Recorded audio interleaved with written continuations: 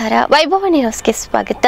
ಸರ್ಕಾರದಿಂದ ಉಚಿತವಾಗಿ ನೀಡುವ ಔಷಧಿಯನ್ನು 21,000 ಹಣ ಪಡೆದು ಪಶು ಆಸ್ಪತ್ರೆಯ ಪರಿವೀಕ್ಷಕ ರೈತರಿಗೆ ನೀಡಿದ್ದು, ಔಷಧಿ ಸೇವಿಸಿ 8ಕ್ಕೂ ಹೆಚ್ಚು ಕುರಿಗಳು ಸಾವನ್ನಪ್ಪಿದ್ದು, 100ಕ್ಕೂ ಹೆಚ್ಚು ಕುರಿಗಳ ಆರೋಗ್ಯದಲ್ಲಿ ಏರುಪೇರು ಕಂಡಿದೆ. ಮೂಲತಃ ರತ್ನಪುರ ಗ್ರಾಮದ ನಾರಾಯಣ ಹಾಗೂ ಹನುಮಂತಪ್ಪ ಎನ್ನುವ ರೈತರಿಗೆ ಸೇರಿದ ಕುರಿಗಳು ಸಾವನ್ನಪ್ಪಿವೆ. ರೈತರು ತಾಲೂಕಿನ ಕೊಪ್ಪಳ ಕ್ಯಾಂಪಿನ ಬಳಿ ಕುರಿ ಹಟ್ಟಿ ಹಾಕಿಕೊಂಡಿದ್ದರು. ಕುರಿಗಳ ಹೆಚ್ಚಿನ ಬೆಳವಣಿಗೆಯಾಗಲು ಹೊಸ ಔಷಧಿ ಇದೆ, ನಿಮಗೆ ನೀಡುತ್ತೇನೆ, ಕುರಿಗಳಿಗೆ ದಿನನಿತ್ಯ ಕುಡಿಸಿ ಎಂದು ತಾಲೂಕಾ ಪಶು ಆಸ್ಪತ್ರೆಯ ವೈದ್ಯಕೀಯ ಪರಿವೀಕ್ಷಕ ರಾಮು ನಾಯಕ್ ಎನ್ನುವವರು ಉಚಿತವಾಗಿದ್ದ ಔಷಧಿಯನ್ನು 21,000 ರೂಪಾಯಿ ರೈತರಿಂದ ಹಣ ಪಡೆದು ಔಷಧಿ ನೀಡಿದ್ದು ಇಷ್ಟೆಲ್ಲ ಅನಾಹುತಕ್ಕೆ ಕಾರಣವಾಗಿದೆ. ಒಟ್ಟು 600ಕ್ಕೂ ಹೆಚ್ಚು ಕುರಿಗಳು ಹಟ್ಟಿಯಲ್ಲಿದ್ದು, 600 ಕುರಿ ಲೆಕ್ಕಕ್ಕೆ 1 ಕೆಜಿ 6 ಬಾಕ್ಸ್ ಅಮಾಕ್ಸ್ 10 ಔಷಧಿಯನ್ನು 21,000 ರೂಪಾಯಿ ಹಣ ಪಡೆದ ರಾಮು ನಾಯಕ್ ಅವರು ಬುಧವಾರದಂದು ರೈತರಿಗೆ ಔಷಧಿ ನೀಡಿದ್ದು, ಗುರುವಾರ ಕುರಿಗಳಿಗೆ ಔಷಧಿ ಹಾಕಲಾಗಿದೆ.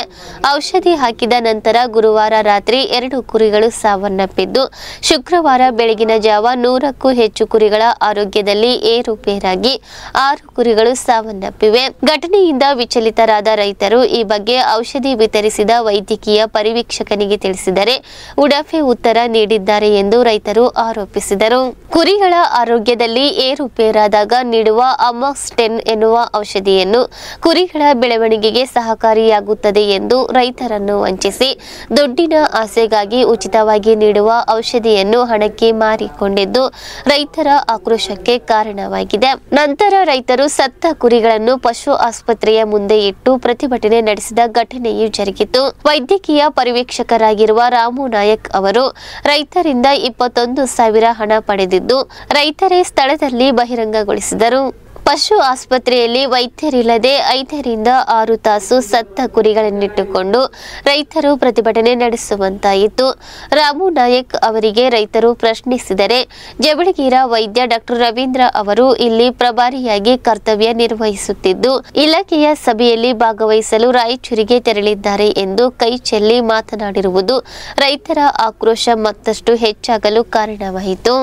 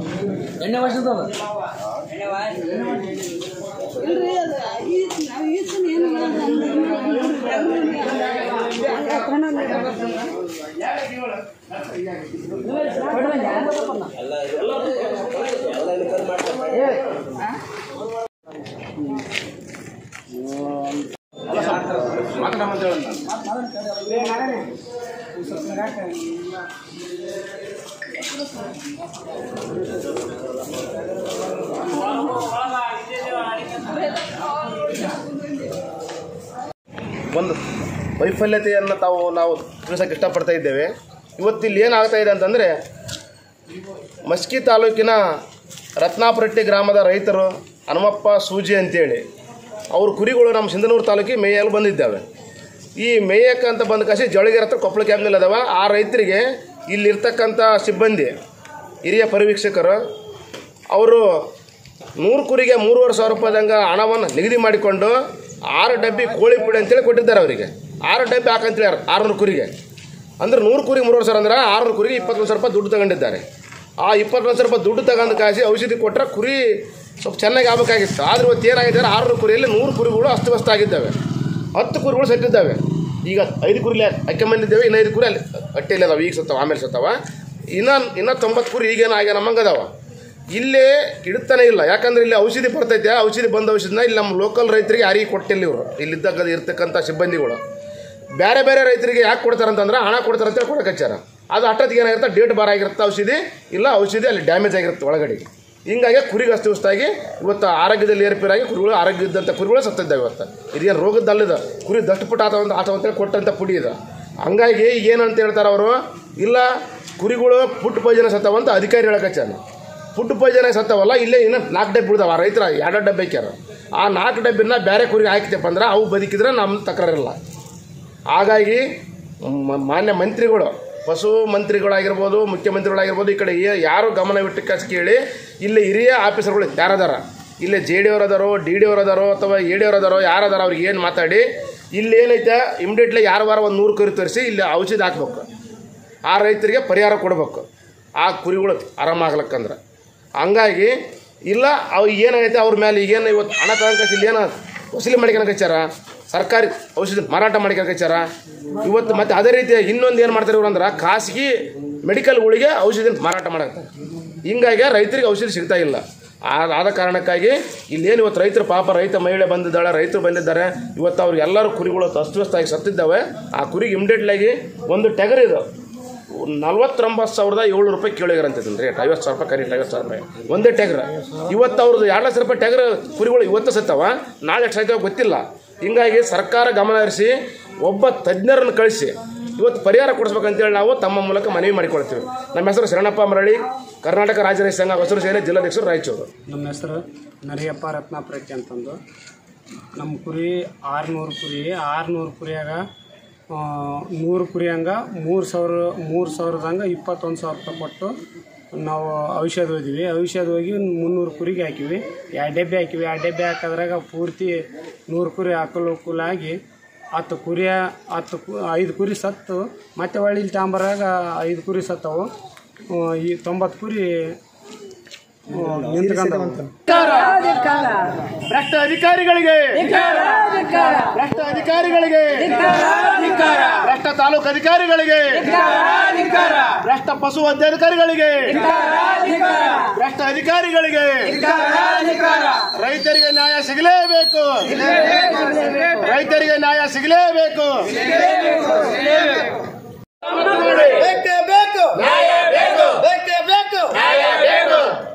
ಭ್ರಷ್ಟ ಅಧಿಕಾರಿಗಳಿಗೆ, ಔಷಧಿ ಕೊಡದ ಭ್ರಷ್ಟ ಅಧಿಕಾರಿಗಳಿಗೆ, ಅಳತೆ ಗುಣಮಟ್ಟದ ಔಷಧಿ ಕೊಟ್ಟ ಭ್ರಷ್ಟ ಅಧಿಕಾರಿಗಳಿಗೆ, ಲಂಚ ಪಡೆದ ಭ್ರಷ್ಟ ಅಧಿಕಾರಿಗೆ, ಲಂಚ ಪಡೆದ ಭ್ರಷ್ಟ ಅಧಿಕಾರಿಗೆ ಅವ್ರಿಗೆ ಯಾವ ಗುಡಿಗೆ ಕರ್ರಿ ನಾವು ನೋಡ ದೇವ್ರ ನಾವು ಯಾವ ಗುಡಿಗೆ ಒಂದ್ ನಿಮಿಷ ನಾನು ಆಂಜನೇಯ ಪೂಜಾರಿ ಇದ್ದೀನ್ರಿ. ಅವ್ರು ಯಾವ ಗುಡಿಗೆ ಕರ್ಲಿ, ನಿಮ್ಮ ಮರಣ ಅಲ್ಲೇ ದೇವ್ರ ಗುಡಿ ಒಳಗೆ ಹೋಗಲ್ಲ, ನಮ್ಮ ಮರಣ ದೇವ್ರ ಗುಡಿ ಒಳಗೆ. ಯಾಕಂದ್ರೆ ಇವ್ರ ಕೈ ಕೊಟ್ಟಿರಲ್ಲ, ಇವ್ರ ಕೈ ಕೊಟ್ಟಿವಿ. ನೀವು ಲಂಚ ತಗೊಂಡಿಲ್ಲ ಅಂತ ನೀವು ಕರಿ, ಲಂಚ ತಗೊಂಡ್ರ ಅಂತ ನಾವು. ಕೊಪ್ಪಳ ಲೋಕಸಭಾ ಕ್ಷೇತ್ರಕ್ಕೆ ಕಾಂಗ್ರೆಸ್ನಿಂದ ಹಿಟ್ನಾಳ್ ಕುಟುಂಬ 3ನೇ ಬಾರಿಗೆ ಟಿಕೆಟ್ ಪಡೆಯುವಲ್ಲಿ ಯಶಸ್ವಿಯಾಗಿದ್ದು, ಕಾಂಗ್ರೆಸ್ ಪ್ರಕಟಿಸಿದ ಅಭ್ಯರ್ಥಿಗಳ ಪಟ್ಟಿಯಲ್ಲಿ ಮತ್ತೆ ರಾಜಶೇಖರ್ ಹಿಟ್ನಾಳರಿಗೆ ಕೊಪ್ಪಳ ಟಿಕೆಟ್ ನೀಡಿದೆ. ಕಾಂಗ್ರೆಸ್ 2ನೇ ಪಟ್ಟಿಯಲ್ಲಿ ಕೊಪ್ಪಳಕ್ಕೆ ರಾಜಶೇಖರ್ ಹಿಟ್ನಾಳ್ ಅಭ್ಯರ್ಥಿಯಾಗಿದ್ದಾರೆ. 3ನೇ ಬಾರಿಗೆ ಹಿಟ್ನಾಳ್ ಕುಟುಂಬಕ್ಕೆ ಲೋಕಸಭೆ ಟಿಕೆಟ್ ನೀಡಿದಂತಾಗಿದೆ. 2014ರಲ್ಲಿ ಕೆ ಬಸವರಾಜ್ ಹಿಟ್ನಾಳರಿಗೆ, 2019ರಲ್ಲಿಯೂ ಲೋಕಸಭೆಗೆ ಸ್ಪರ್ಧೆ ಮಾಡಿದ್ದ ರಾಜಶೇಖರ್ ಹಿಟ್ನಾಳ್ಗೆ ಕಾಂಗ್ರೆಸ್ ಟಿಕೆಟ್ ನೀಡಲಾಗಿತ್ತು. 2 ಬಾರಿಯೂ ಸಂಸದ ಸಂಗಣ್ಣ ಕರಡಿ ವಿರುದ್ಧ ಸೋಲು ಅನುಭವಿಸಿದ್ದರು. ಈಗ ರಾಜಕೀಯ ಬದಲಾಗಿದೆ. ಈ ಬಾರಿ ಸಂಗಣ್ಣ ಕರಡಿ ಕಣದಲ್ಲಿಲ್ಲ. ಬಿಜೆಪಿಯಿಂದ ಡಾಕ್ಟರ್ ಬಸವರಾಜರಿಗೆ ನೀಡಲಾಗಿದೆ. 3ನೇ ಬಾರಿಗೆ ಚುನಾವಣೆಯಲ್ಲಿ ಹಿಟ್ನಾಳ್ ಕುಟುಂಬ ಕಮಾಲ್ ಮಾಡುತ್ತಾ ಕಾದು ನೋಡಬೇಕು. ಬಿಜೆಪಿ ಪ್ರಜಾಪ್ರಭುತ್ವದ ವಿರೋಧಿ ನಡೆ ಅನುಸರಿಸುತ್ತಿದೆ. ದೆಹಲಿ ಮುಖ್ಯಮಂತ್ರಿ ಅರವಿಂದ್ ಕೇಜ್ರಿವಾಲ್ ಅವರ ಬಂಧನ ಖಂಡನೀಯವಾಗಿದೆ ಎಂದು ಎಂ ಗಂಗಾಧರ್ ಆರೋಪಿಸಿದರು. ಈ ಕುರಿತು ಮಾತನಾಡಿದ ಅವರು, ಬಿಜೆಪಿ ಸರ್ಕಾರ ಪ್ರತಿಪಕ್ಷಗಳನ್ನು ಚುನಾವಣಾ ಸಂದರ್ಭದಲ್ಲಿ ತನಿಖಾ ಸಂಸ್ಥೆಗಳಿಂದ ದಾಳಿ ಮಾಡಿಸುವ ಮೂಲಕ ಪ್ರಜಾಪ್ರಭುತ್ವದ ವಿರೋಧಿ ನಡೆಯನ್ನು ಅನುಸರಿಸುತ್ತಿದೆ. ಮುಖ್ಯಮಂತ್ರಿ ಅರವಿಂದ್ ಕೇಜ್ರಿವಾಲ್ ಅವರನ್ನು ಬಂಧಿಸಿರುವುದು ಸಿಪಿಎಂಎಲ್ ರೆಡ್ ಸ್ಟಾರ್ ಖಂಡಿಸುತ್ತದೆ. ಬಾಂಡ್ ಹಗರಣದಲ್ಲಿ ಬಿಜೆಪಿ ಎಷ್ಟು ಭ್ರಷ್ಟಾಚಾರ ಮಾಡಿದೆ ಎಂದು ಜಗಜ್ಜಾಹೀರಾಗಿದೆ. ಸ್ವಾತಂತ್ರ್ಯದ ನಂತರ ಒಬ್ಬ ಮುಖ್ಯಮಂತ್ರಿಯನ್ನು ನ್ಯಾಯಾಲಯಕ್ಕೆ ಚಾರ್ಜ್ ಶೀಟ್ ಸಲ್ಲಿಸದೆ ಬಂಧಿಸಿರುವುದು ಭಯೋತ್ಪಾದಕ ಸರ್ಕಾರವಾಗಿದೆ. ಜನವಿರೋಧಿ ಬಿಜೆಪಿಗೆ ಜನರು ತಕ್ಕ ಪಾಠ ಕಲಿಸಬೇಕು ಎಂದರು. ನಿನ್ನೆ ದೆಹಲಿ ಮುಖ್ಯಮಂತ್ರಿ ಅರವಿಂದ್ ಕೇಜ್ರಿವಾಲ್ ಅವರ ಬಂಧನವಾಗಿದೆ.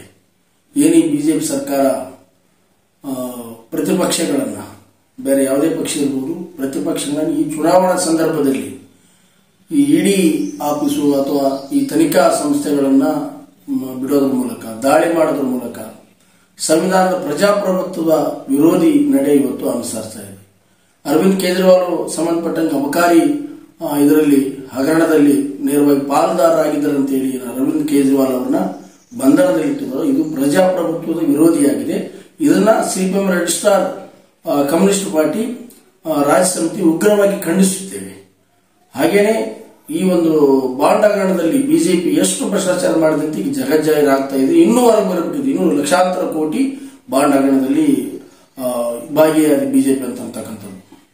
ಹಾಗೇನೆ ಇದು ಸ್ವತಂತ್ರ ನಂತರ ಒಬ್ಬ ಮುಖ್ಯಮಂತ್ರಿಯನ್ನ ಈ ಟೈಪ್ ಕೋರ್ಟಿಗೆ ಚಾರ್ಜ್ ಶೀಟ್ ಸಲ್ಲಿಸದೇನೆ, ಕೋರ್ಟಿಗೆ ಅವರ ಪರವಾದಂತ ಚಾರ್ಜ್ ಶೀಟ್ ಹಾಕದೇನೆ ಮುಂಚೆ ಬಂಧನ ಮಾಡಿ ಇದು ಮಾಡ್ತಾ ಇರೋದು ಇದೊಂದು ಭಯೋತ್ಪಾದಕ ಸರ್ಕಾರ. ಅದಕ್ಕೆ ಈ ದೇಶದ ಪ್ರಜಾತಂತ್ರವಾದಿಗಳು, ಸಂವಿಧಾನ ಪರವಾಗಿರುವಂತವರು, ಈ ದೇಶ ಉಳಿಬೇಕಂತಕ್ಕಂಥವ್ರು ಈ ಒಂದು ಅರವಿಂದ್ ಕೇಜ್ರಿವಾಲ್ ಅವರ ಬಂಧನವನ್ನು ಖಂಡಿಸಲೇಬೇಕು.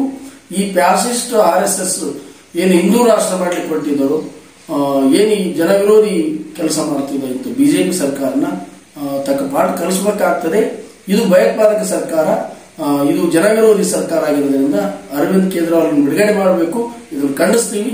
ಎಲ್ಲಾ ಜನತೆ ಕೂಡ ಅರವಿಂದ್ ಕೇಜ್ರಿವಾಲ್ ಬಂಧನ ಖಂಡಿಸಿ ಹೇಳಿಕೆಯನ್ನು ಕೊಡಬೇಕು, ಹೋರಾಟ ನಡೆಸಬೇಕಂತೇಳಿ ಈ ಮೂಲಕ ನಾನು ರಾಜ್ಯ ಸಮಿತಿ ಪರವಾಗಿ ವಿನಂತಿ ಮಾಡ್ತೀನಿ. ಯುವ ಮುಖಂಡ ಸಂತೋಷ್ ಅಂಗಡಿ ಅವರ ಹುಟ್ಟು ಹಬ್ಬದ ನಿಮಿತ್ತ ನಗರದ ಪುನೀತ್ ವೃದ್ಧಾಶ್ರಮದಲ್ಲಿ ಆರೋಗ್ಯ ತಪಾಸಣೆ, ನಿವೃತ್ತ ಯೋಧರಿಗೆ ಸನ್ಮಾನ, ವಿದ್ಯಾರ್ಥಿಗಳಿಗೆ ಪ್ರತಿಭಾ ಪುರಸ್ಕಾರ ಹಾಗೂ ಮಂಗಳಮುಖಿಯರಿಗೆ ಉಡಿ ತುಂಬುವ ಕಾರ್ಯಕ್ರಮವನ್ನು ಹಮ್ಮಿಕೊಳ್ಳಲಾಗಿತ್ತು. ಕಾರ್ಯಕ್ರಮದ ಸಾನ್ನಿಧ್ಯ ವಹಿಸಿ ತುರುವಿಹಾಳ್ ಪುರವರ ಮಠದ ಅಮರಗುಂಡ ಶಿವಾಚಾರ್ಯ ಮಹಾಸ್ವಾಮಿ ಮಾತನಾಡಿದರು. ಸಂತೋಷ್ ಅಂಗಡಿ ಅವರು ಧಾರ್ಮಿಕ ಸಾಮಾಜಿಕ ಸೇವೆ ಅಭಿನಂದನಾರ್ಹವಾಗಿದೆ.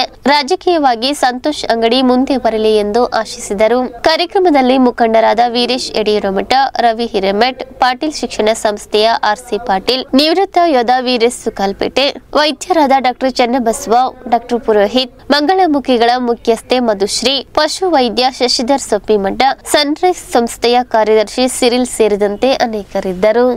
ಹುಟ್ಟು ಸಹಜ, ಸಾವು ನಿಶ್ಚಿತ ಅಂತ. ಹುಟ್ಟು ಸಹಜ, ಸಾವು ನಿಶ್ಚಿತ. ಅದ್ರ ಮಧ್ಯೆ ಏನಿರ್ತದ ಅದಕ್ಕೆ ಹೇಳ್ತಾರೆ ಮಹಾತ್ಮರು, ಸರಸವೇ ಜನನ, ವಿರಸವೇ ಮರಣ, ಸಮರಸವೇ ಜೀವನ ಅಂತ. ಇವತ್ತು ಹುಟ್ಟು ಹಬ್ಬವನ್ನ ಸಂತೋಷ್ ಅಂಗಡಿಯವರು ಮಾರ್ಮಿಕವಾಗಿ ಆಚರಿಸಿಕೊಂಡ್ರು. ಶ್ಲಾಘನೀಯ ಕಾರ್ಯಕ್ರಮ. ಯಾಕಂದ್ರೆ ಒಳ್ಳೊಳ್ಳೆ ದೇಶ ಕಾಯುವಂತ ಯೋಧರನ್ನ, ವಿದ್ಯಾರ್ಥಿಗಳನ್ನ ಗುರುತಿಸಿ ಮತ್ತು ವಿಶೇಷವಾಗಿ ನಮ್ಮ ಈ ಪರಂಪರೆಯಲ್ಲಿ ದೂಷಣೆಗೆ ಒಳಪಟ್ಟಂತ ಮಂಗಳಮುಖಿಯನ್ನು ಕರೆಸಿ ವಿಶೇಷವಾಗಿ ಅವನ ಕಂಡ್ರ ಅಸಹ್ಯ ಪಡುವಂತ ದಿನಮಾನದಾಗ ಇವತ್ತು ಅವನ ವೇದಿಕೆ ಮೇಲೆ ಕರೆದು ಕುಂದಿರಿಸಿ ಆ ನೋವಿನ ಸಂಗತಿ ಅಂತ ಒಂದು ವಿಚಾರವನ್ನು ಇವತ್ತು ಸಂತೋಷ್ ಅಂಗಡಿ ಅವರು ಮಾಡ್ಯಾರ.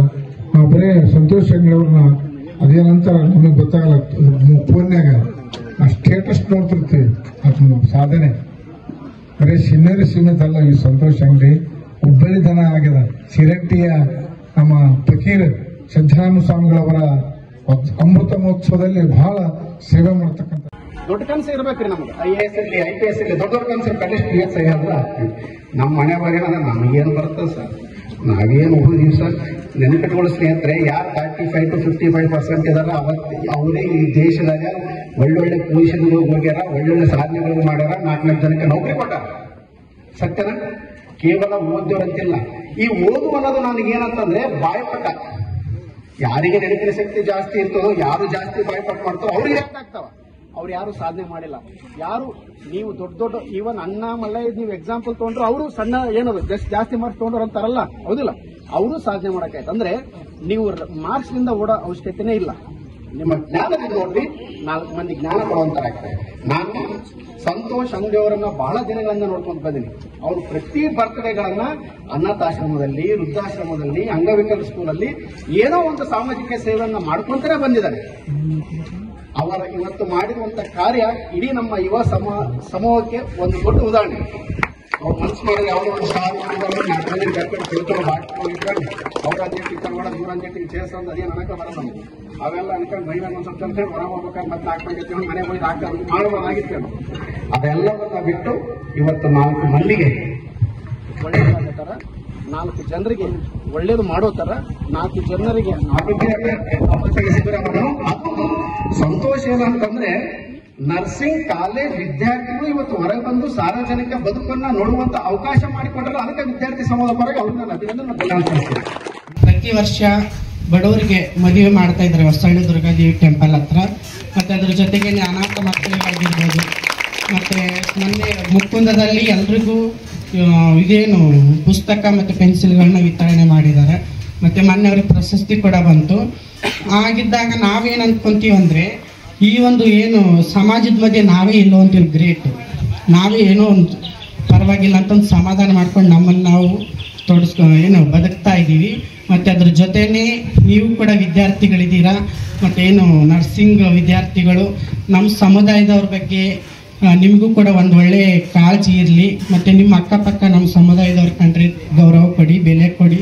ಹಾಗೇನೇ ನಿಜ ಸರ್ ಹೇಳ್ದಂಗೆ ನಮ್ಮ ತಂದೆ ತಾಯಿನ ಒಬ್ಬರು ನೋಡ್ಕೊಳ್ಳೋ ಯೋಗ್ಯತೆ ಮತ್ತು ಒಬ್ಬರು ನೋಡ್ಕೊಳ್ಳೋಕ್ಕೆ ಆಗ್ತಾ ಇಲ್ಲ ಇವತ್ತಿನ ದಿನಗಳಲ್ಲಿ. ಅಂಥದ್ರಲ್ಲಿ ಎಷ್ಟೋ ಜನ ಏನು ಹಿರಿಯ ವಯಸ್ಸಿನ ಇವರು ನಮ್ಮ ತಂದೆ ತಾಯಿನ ಏನು ಅವ್ರದ್ದು ಬೆಳಗ್ಗೆಯಿಂದ ಹಿಡಿದು ರಾತ್ರಿವರೆಗೂ ಏನೇನೆಲ್ಲ ಇರುತ್ತೆ ಅದನ್ನೆಲ್ಲ ನೋಡ್ಕೊಳ್ಳೋ ಜವಾಬ್ದಾರಿನ ಇಲ್ಲಿ ಪುನೀತ ಪುಣ್ಯಾಶ್ರಮ ಆಡಳಿತ ಮಂಡಳಿ ಅವ್ರು ನೋಡ್ಕೊಳ್ತಿದ್ದಾರೆ. ಅವ್ರಿಗೂ ಕೂಡ ಧನ್ಯವಾದಗಳು. ಸ್ವಾಗತ ಕೋರ್ತಾ ಇದ್ದಾರೆ.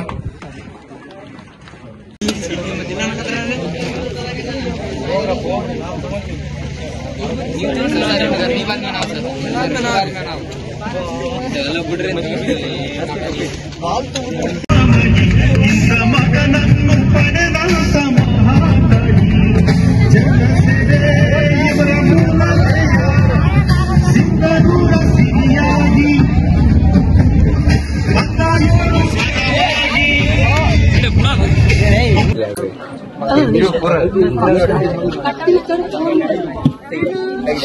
ನ್ಯೂಸ್ ಪೇಪರ್ಗೆ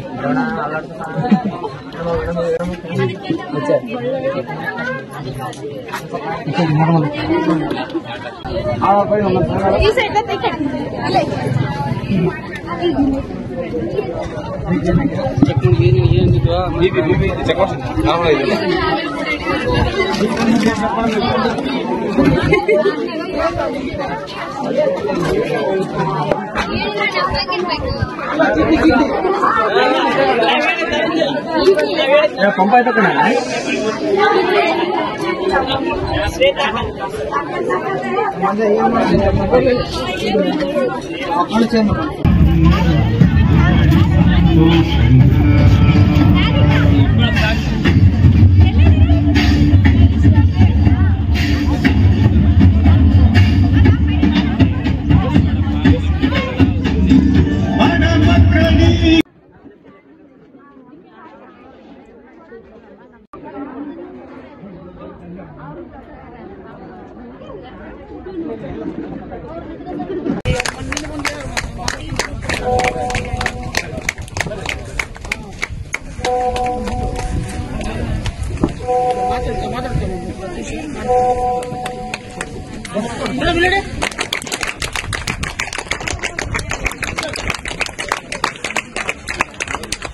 ಸಂಸದ ಕರಡಿ ಸಂಗಣ್ಣ ಬಿಜೆಪಿ ಪಕ್ಷದ ಹಿರಿಯರು ಪ್ರಮುಖರು.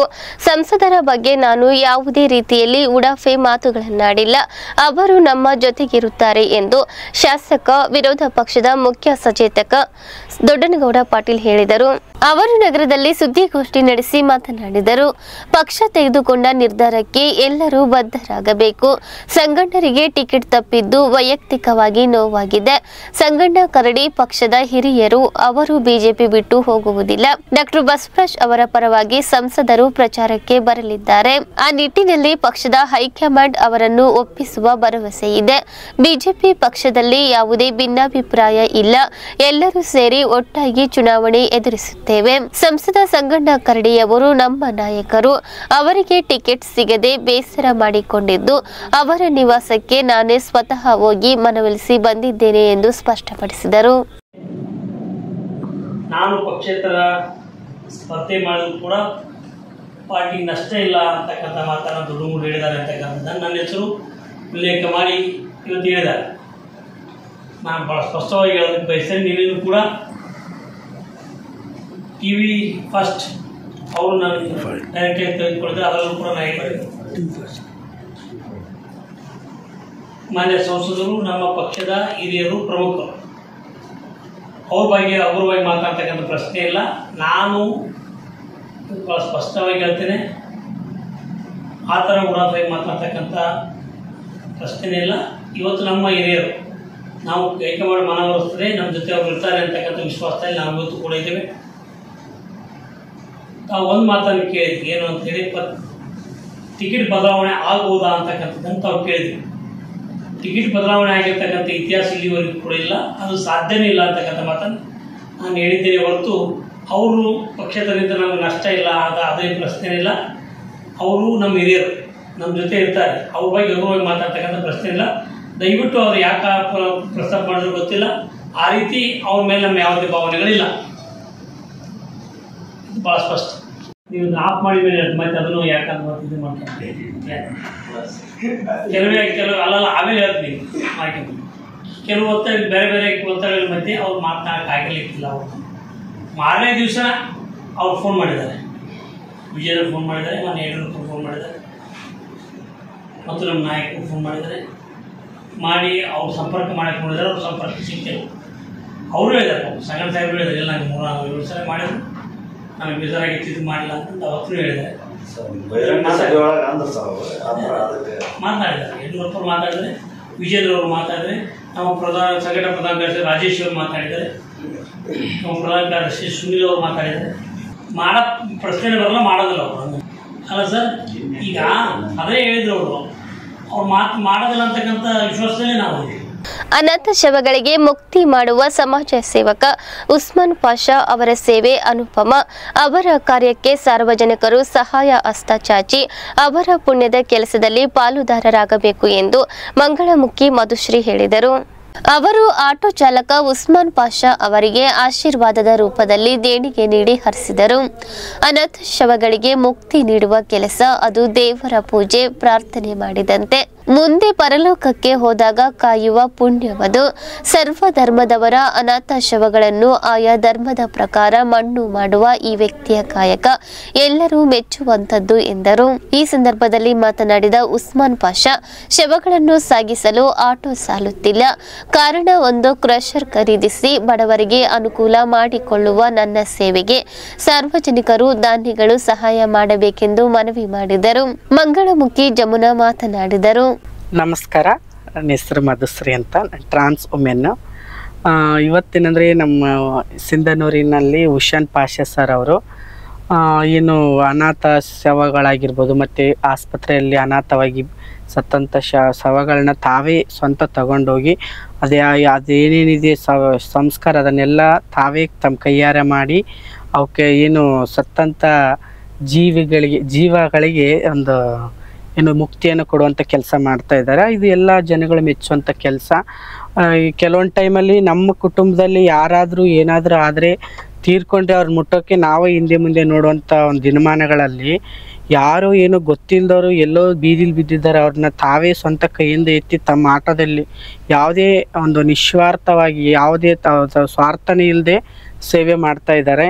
ಹಾಗಾಗಿ ಅವ್ರಿಗೆ ಆ ದೇವರು ಭಗವಂತ ಆಯಸ್ಸು ಆರೋಗ್ಯ ಕೊಟ್ಟು ಕಾಪಾಡಲಿ. ಮತ್ತು ಅದ್ರ ಜೊತೆಗೇ ಅವರು ಇವಾಗ ನಮ್ಮ ಮುಂದೆ ಹೇಳ್ಕೊಂಡ್ರು ಏನಂದರೆ ಕೆಲವೊಂದು ಸಲ ಶವಗಳನ್ನ ಎತ್ತುವಾಗ ತಮ್ಮ ಆಟೋದಲ್ಲಿ ಹಾಕ್ಬೇಕಾದ್ರೆ ಅವ್ರಿಗೆ ತೊಂದರೆ ಆಗೋದಾಗಿರ್ಬೋದು, ಮತ್ತು ಶವಗಳಿಗೆ ಕಾಲು ಕೈ ತೆರಚೋದಾಗಿರ್ಬೋದು, ಇವೆಲ್ಲ ನೋಡಿದ್ರೆ ಅವ್ರಿಗೆ ಒಂಥರ ಹಿಂಸೆ ಆಗ್ತಾ ಇದೆ ಅಂತೆ. ಅಂದರೆ ಅವರು ಒಳಗೆ ತುಂಬ ನೋವು ಪಡ್ತಾರೆ, ಎತ್ತಾಕುವಾಗ ಏನಾದರೂ ಕೈಗೆ ಕಾಲಿಗೆ ಡ್ಯಾಮೇಜ್ ಆಗೋದ್ರಿಂದ.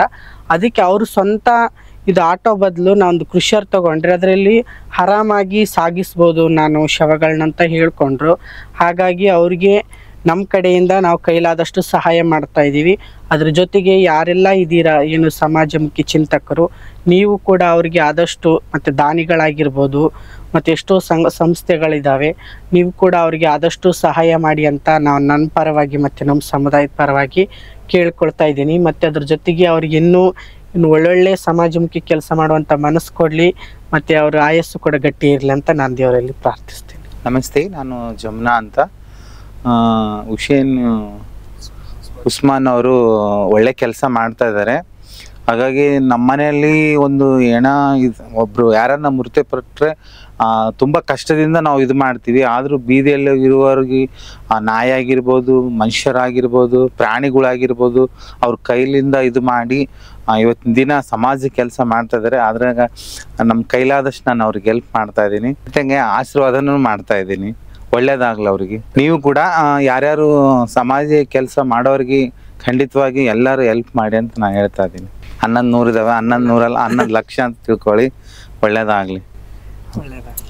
ನಮಸ್ಕಾರ ಅಮ್ಮವ್ರಿಗೆ ಕೂಡ ನಮಸ್ಕಾರ, ಮಾಧ್ಯಮ ಮಿತ್ರರಿಗೂ ಕೂಡ ನಮಸ್ಕಾರ, ಸರ್ ಕೂಡ ನಮಸ್ಕಾರ.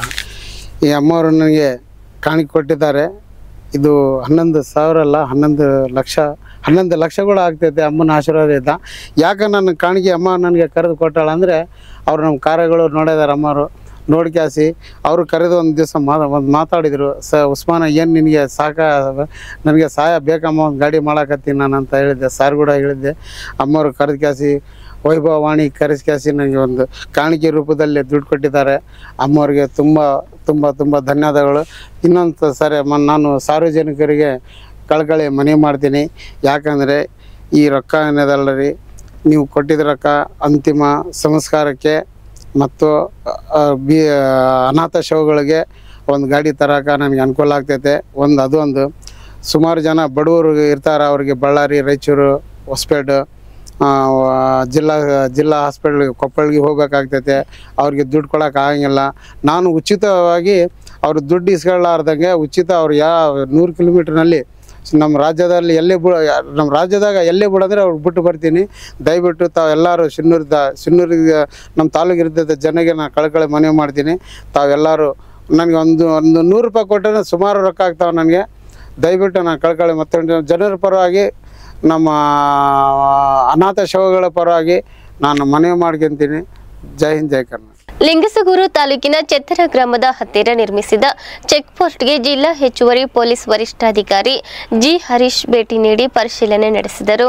ಲೋಕಸಭಾ ಚುನಾವಣೆ ಅಂಗವಾಗಿ ಚುನಾವಣೆ ಆಯೋಗ ಕಟ್ಟುನಿಟ್ಟಿನ ಕ್ರಮ ಕೈಗೊಳ್ಳಬೇಕು ಎಂದು ಆದೇಶ ನೀಡಿದ ಹಿನ್ನೆಲೆಯಲ್ಲಿ ಕೊಪ್ಪಳ ಜಿಲ್ಲೆಯಿಂದ ಬರುವ ಹಾಗೂ ಜಿಲ್ಲೆಯಿಂದ ಹೊರಹೋಗುವ ವಾಹನಗಳನ್ನು ತಪಾಸಣೆ ಮಾಡಬೇಕು. ಯಾವುದೇ ಅಹಿತಕರ ಘಟನೆ ನಡೆಯದಂತೆ ಕ್ರಮ ಕೈಗೊಳ್ಳಬೇಕು ಎಂದು ಅಧಿಕಾರಿಗಳಿಗೆ ಸೂಚನೆ ನೀಡಿದರು. ಈ ಸಂದರ್ಭದಲ್ಲಿ Lingasugur DYSP Dattatreya Karnad, Maski CPI Mallikarjun, Mudgal PSI Saddam Hussain ಸೇರಿದಂತೆ ಪೊಲೀಸ್ ಸಿಬ್ಬಂದಿಗಳಿದ್ದರು. ಇಲ್ಲಿಗೆ ದಿನ ವಾರ್ತಾ ಪ್ರಸಾರ ಮುಕ್ತಾಯವಾಯಿತು. ನಿರಂತರವಾಗಿ ವೀಕ್ಷಿಸಿ ವೈಭವ ಟಿವಿ. ವಂದನೆಗಳೊಂದಿಗೆ ದೇವಿಕಾ ಚನ್ನಬಸವ.